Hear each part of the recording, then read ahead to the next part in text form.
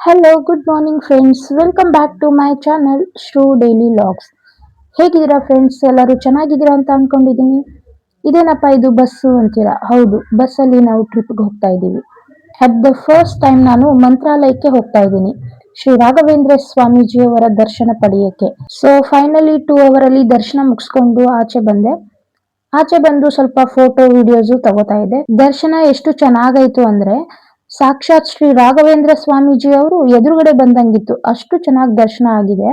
ಇಲ್ಲಿ ನೋಡ್ಬೋದು ನೀವು, ಇದು ಬಿಚ್ಚಾಲ ಕ್ಷೇತ್ರ. ಇದ್ರ ಪಕ್ಕನೇ ತುಂಗಭದ್ರಾ ನದಿ ಇರೋದು.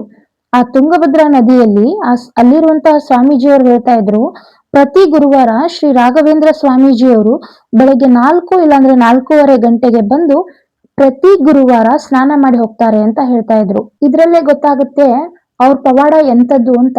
ಪ್ರತಿದಿನ ಇಲ್ಲಿ ಲಕ್ಷಾಂತರ ಜನರು ಶ್ರೀ ರಾಘವೇಂದ್ರ ಸ್ವಾಮೀಜಿಯವರ ದರ್ಶನ ಪಡೆಯಲು ಬರ್ತಾರಂತೆ. ಇದು ಬಿಚ್ಚಾಲ ಕ್ಷೇತ್ರ, ಅಲ್ಲಿರುವಂತಹ ಮಂದಿರ ಇದು ಬೆಲ್ಲ ಮತ್ತು ಬಾಳೆಹಣ್ಣಿನಲ್ಲಿ ಮಾಡಿದಾರಂತೆ. ಸೊ ಇದು ತುಂಗಭದ್ರಾ ನದಿ. ಇವಾಗ ನೋಡ್ಬೋದು ಫ್ರೆಂಡ್ಸ್, ಏನಂದ್ರೆ ನಾವು ಬಿಚ್ಚಾಲ ಕ್ಷೇತ್ರಕ್ಕೆ ಹೋಗಿದ್ವಿ.